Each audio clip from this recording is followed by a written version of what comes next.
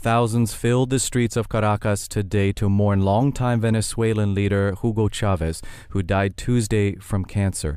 Chavez was first elected president in 1998, and in his nearly 15 years in leadership, he established popular education and health programs and redirected the country's oil wealth from multinational corporations such as Exxon Mobil and ConocoPhillips.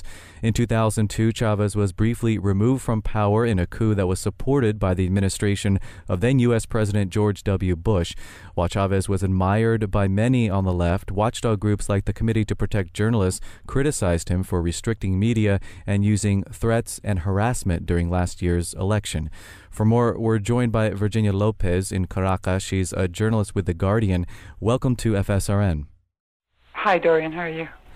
Good, thank you. The body of Hugo Chavez was brought from the military hospital today and through the streets of Caracas. What has the scene been like today? Well, very early on, it was quite calm. I think people were still soaking in the news of, this tremendous charismatic leader's death. But slowly throughout the morning, they started gathering at the military hospital, and now, like you said, President Chavez's body is being escorted through the streets of Caracas to the military academy where he was once a student, for a sort of a 3-day wake where Venezuelans will be able to stop by and pay their respects. The streets are absolutely crowded. Everybody is wearing the traditional sort of red beret that Chavez made so emblematic.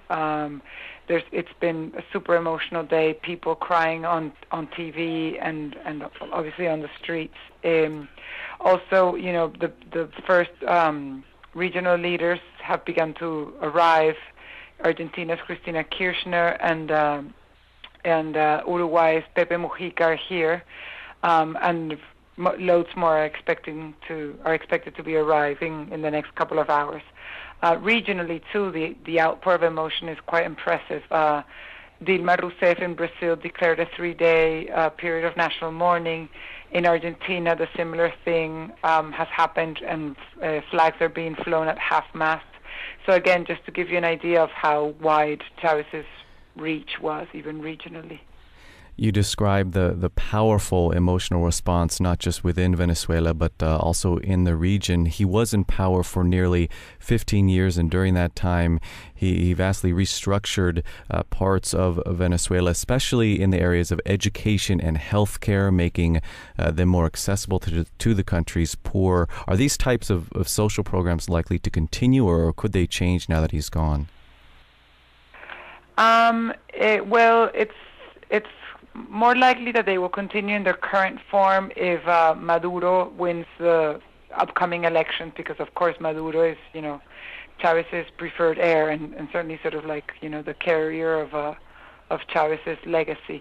But Enrique Capriles, who's likely to run against Maduro, also spoke of giving the social programs a continuity when he was running for elections in October, which he lost to Chavez. There's also a sort of a looming economic crisis, that experts are predicting in the next couple of months. So it could be that these social programs are also hit by certain economic cuts that need to be implemented. So again, I think, if anything, it's just a period of incredible uncertainty. You mentioned both Nicolas Maduro, who's now the acting president of Venezuela. He was vice president under Chavez, and also Enrique Capriles, who's seen as the most likely candidate from the opposition. An election is set for within a month. How is that likely to shape up, and what are the factors at play there? Yes, the Constitution says that a snap election must be held within the next 30 days, and Minister of Foreign Affairs Elias Hawa has only reiterated that is the plan to follow. I think it'll be a short campaign, clearly, and with a short campaign, usually what happens is that the government's candidate is favored by sort of the benefits he enjoys from the support of the government. But Venezuela is a place that continues to defy logic, so anything could happen. But as it stands, that seems to be the likely outcome. Virginia Lopez, journalist with The Guardian. She joined us from Caracas, Venezuela. Thank you very much for speaking with us. Thank you.